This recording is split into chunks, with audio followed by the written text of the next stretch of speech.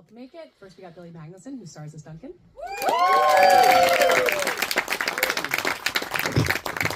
What's up, y'all? Oh, we have Simon Helberg, who plays Martin. Take your shirt off.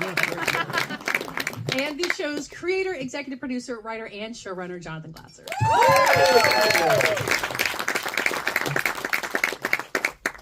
Hello, guys. Hi. Hi. Hello. Are you enjoying Hi, y'all. your victory lap of launching the show that gets people to stick around and clap like this? It's been a treat. They didn't clap when Billy said to take my shirt off. Thinking about just leaving. If you actually did it, I think it'd be. Yeah, it's okay. This is gonna be a question for all of you guys, but to start. Oh, with we're John. going right into Oh yeah, it. we're. But thank you I don't guys know, all what for else? coming Yeah, and thanks. checking out the Thank you. pilot and supporting. Yeah. Tuesday Let's get the word out. afternoon is the target time to Yeah. watch this. No, I think it sinks in better if you Yeah, watch it on that's Tuesday so afternoon. awesome. I really appreciate that too. I love a matinee. All right, Jonathan, since you started talking, we'll go to you straight. And this I is, did not start talking. Yeah, no, you started Yeah, it. it's all I you think that now. Billy. No, sir. Started yeah, go ahead. well, you guys can ask him whatever you want to. Your burning questions, or I can start with. What's mine. your sign? I will say this: we were in a photo shoot. You've got something about taking shirts off because you started to take mine off. This is on podcast, as the dude. camera was taking photographs, and I really had I had a moment where I was like, "Is this how it happens? Is this Hollywood?" Yeah, welcome to Hollywood. It was consensual. It was- okay. I'm sure it looked great.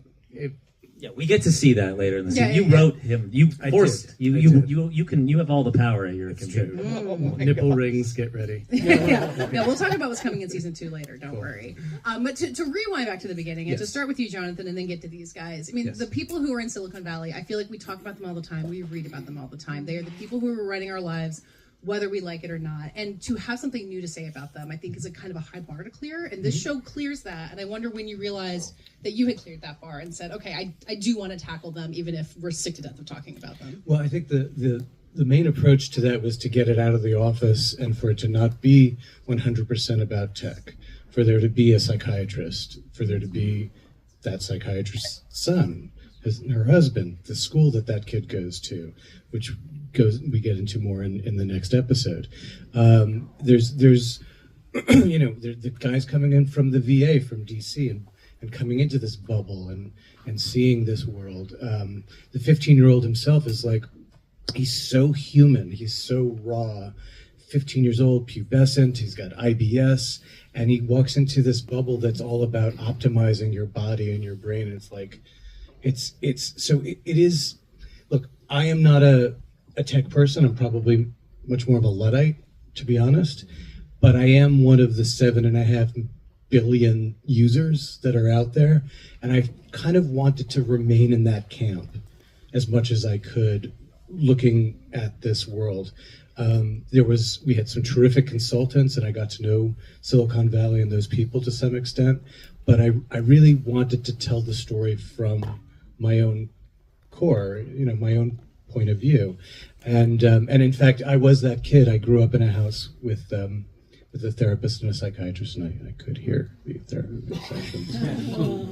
Any stories you want to share with the Well, they were actually quite boring. The truth is that I kept on waiting for something good and juicy to come about it, but it was mostly like, he wouldn't he keeps the toast in the toaster. This is New Jersey. Grown-ups are boring, Ergo it the turns out, accent. unless they're on television. So how about for you guys? I'm kind of assuming you have a similar thing where you think you know everything about Silicon Valley and these guys running the world, and then how does the Audacity grab you and make you say, there's something new here? Well, again, I want to first say Jonathan Glatzer, I think, is one of the most profound writers of our generation, and like the way he's able to articulate specificity and ideas and words is a beautiful thing. For me, I think like any industry, like you can equate it to Hollywood. It could be in finance, it could be in politics, but he chose Silicon Valley.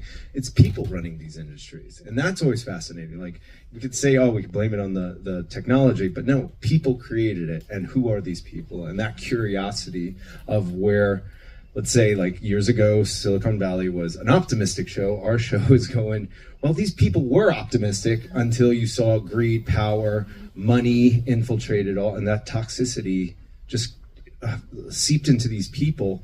and they're audacious animals. And I think we're catching that aspect of them, the humanity of these people.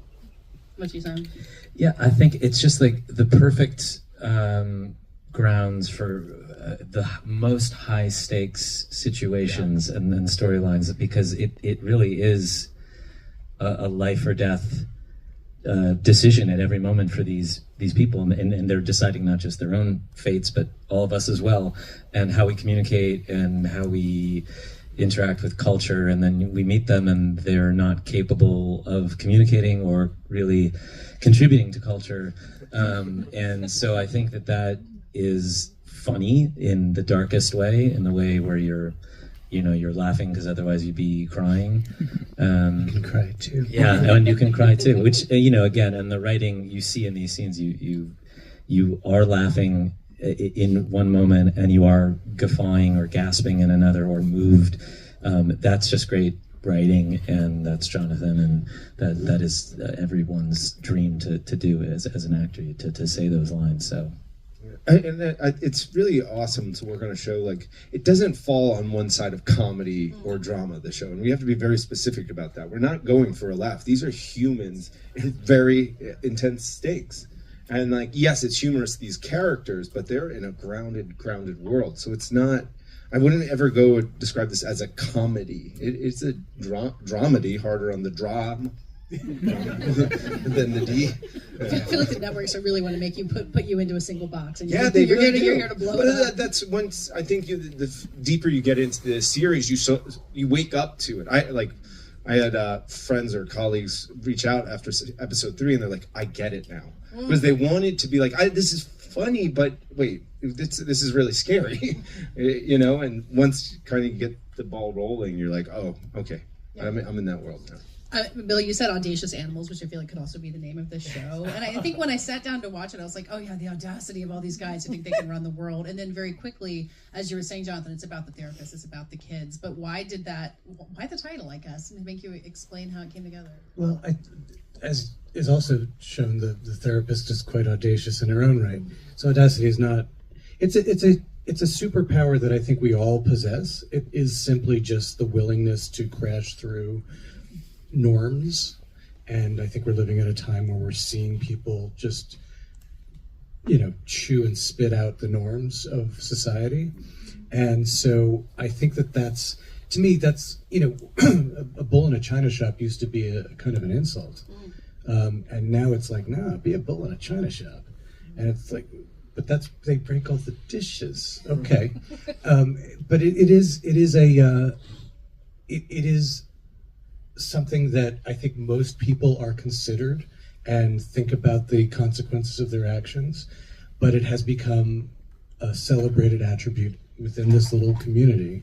And I think that it has metastasized now into all sorts of arenas, finance, politics, where not thinking about the consequences or the collateral damage of your actions is considered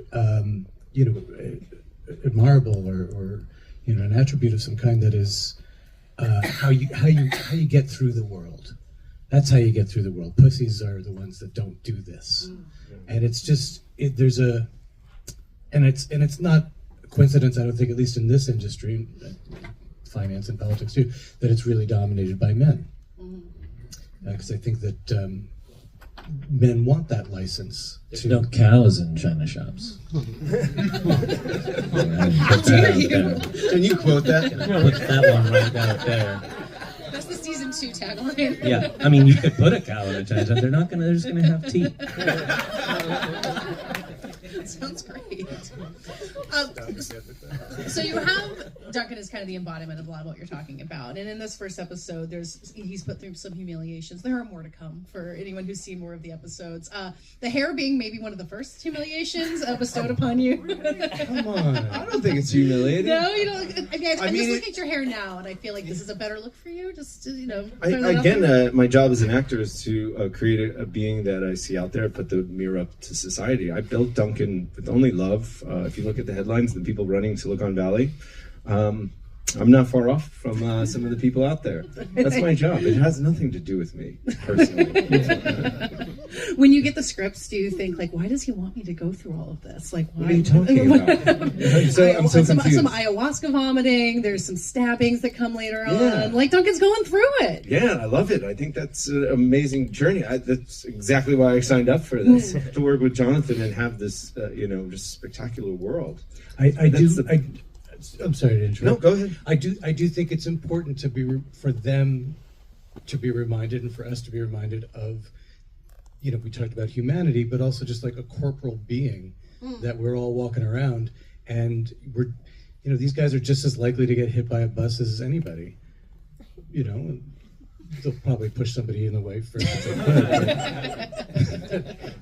Chances are just as good. We've also got, and I think you get it in this episode, you get more of it, that the relationship between Duncan and Joanna as his therapist, like, there just aren't male-female relationships like that in movies or television. I just haven't seen that specific relationship anywhere, I don't think. Like, you're not rooting for them to get together, I don't think. I don't know, what's going on in the future. But I'm curious, but as an actor, encountering something like that, and you and Sarah Goldberg's incredible in this as well, like, what building that part of it was like, and, having a different dynamic there. It was a gift. Even working with Simon is the same way. It's like you meet someone like Sarah Goldberg, who's a talent in her own right, and it's like I'm hoping I'm showing up every day doing my best because I'm such a fan of hers. But with our dynamic, again, I'm just seeing it as a scene partner. I guess because there's no romantic relationship there. It's just the story of power. And I guess you've seen power struggles between male and male characters, female and female characters. But there's no, I guess we never crossed that line. I think it's exciting. I've always thought of it as kind of like sibling. They're cut from a similar cloth, but different genetic strains or something. And I do think that they have. There's a Venn diagram for sure. There's a fair bit of overlap between those two, but it's not romantic. In season one, the writers' room were always trying to get them to hook up. Oh, really? No. Just won't do it. No, I just think it's so exciting to work with someone like that, where there is an actual tangible idea between every scene that we're both struggling to get the top dog of the scene. As characters, and I think it's so exciting. I guess I never looked at it that way, but it's really wonderful to pontificate about it.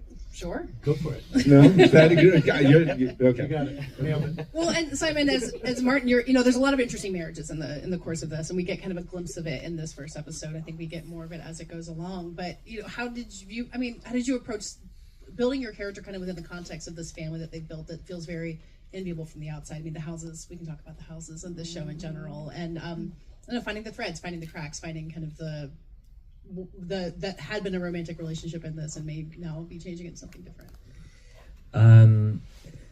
I think of Martin as being kind of an outsider in the valley. Like, I don't feel like he fits in to, it's certainly not to the like forward facing, the Duncans and all of these like power hungry animals. I think he seemed to peak early and sell, make a little chunk of money, leave the valley, come back, and now is trying to actually do something legitimate and finish his masterpiece, and it gets corrupted throughout the course of the season. But I think in terms of building that character, for me, I've met a lot of people who are missing certain emotional chips in their brain, and where the emotion is. Are you looking at Billy? I'm trying not to make eye contact. No, just where like it's not efficient to be emotional, and there's so much cerebral. It adds to that kind of spectrum quality that maybe there's just less tools in his tool belt. Maybe there's not an ability to really read social cues or to kind of deal with subtext. So that makes for like a very fun, vulnerable guy. And your favorite scene partner, the tablet. And my favorite, yes. Yeah, Xander exactly. becomes very important as the show goes on. Yeah, and it was interesting to pour all of the love and all of the emotion actually of Martin is 100% funneled through this, entity that's not human, and it's at the expense of his relationship with his own daughter and his wife, but it had to really be something in order to land. And you'll see, I guess, as the season goes on, there's some wildly, shocking moments and devastating moments with the in the context of him and his bot. There is a lovely scene though that you saw in the 7th episode when No, don't give it away. 7. well, it's just a scene between. It's just a scene. It's just a scene. I won't say why it exists, but between Simon and Zach Galifianakis' character, where they're both sort of they're relating on the trauma of being a prodigy and going to being thrown into Stanford and Georgia Tech for Zach's character at a very early age, and you realize that he created Xander in many ways because he didn't have a teenage experience and was hazed horribly during those years by the older kids. But it's a window into the way that we treat geniuses early on, and maybe that's part of why they turn into what they turn into, which is often mad geniuses or evil geniuses. Or it's very you don't have too many adjectives in front of genius that are positive, actually. Affable genius. Well, as season 2 is coming, I think you guys are going back into production on it pretty soon. So, Jonathan, presumably you know what's coming. Oh yeah, please clap. Season 2, great news. Yeah. And I don't think anyone in this room wants to be spoiled on it, but knowing that Silicon Valley changes and tech changes, and God knows AI changes more every single day, how do you approach making the show, knowing that the world's going to catch up and you have to be able to make your show anyway? Yeah, I mean, there's a lot of things that we honestly seem to have predicted in our show that we did not quite. I mean, the therapy bot was really not being discussed when I wrote the pilot. It was just the idea of it was like, I bet that's going to happen. But you can only outrun tech, especially AI, so much. In fact, well, you can't. There is no keeping up with it. In fact, the people who are creating AI can't keep up with it. So how the hell am I supposed to do that? But it kind of goes back to the original point of like, this is about the people and the characters and what they're going through. And at the end of the first season, Duncan is dealt some blows that he's going to need to deal with in the second season, as is Martin. And they're not about tech. The backdrop needs to stay the backdrop, otherwise it will take over, and tech is our backdrop and Silicon Valley is our backdrop. And it is something that I'd say daily, hourly, I'm constantly just like keeping it like it's this. I'm thinking of this the end of a Warner Brothers cartoon where I think it's called Duck Amuck, where Daffy Duck is trying to keep the black from falling down on him, and he's trying to keep a blackout from happening. That's what I feel like with tech. It's like trying to keep it, putting poles up there, broomsticks, whatever you can to keep it from just descending upon us. And making a dramatic comedy about it feels like a pretty good Sure. way to keep it from ruining everything. You guys feel ready to get back into this world and be these guys again? Absolutely. I'll get my hair permed again. I know, I love it. I think my job is all our jobs as an actor. Again, like working with Simon, like he's a master at this craft. Like the fact that he can be so loving and joyous, and then on a dime turn into Martin is unbelievable. That the control of your instrument is absolutely brilliant. Agreed. But yeah, what I love about this ensemble and this cast is that there's no egos with these people. Again, like you said, like I had to walk around with a perm, but like that's the point. It's there's a selflessness. I think all the actors and everyone in this group kind of has in telling the story. It's about the story, not any individual through this process. And like in this industry, you can only pray to work with people like that. This communal vibe, and I'm very grateful for it actually through this process. Well, we're grateful we get to see more of it. So yeah, thank you guys. Thank you guys so much for being here. For making the show.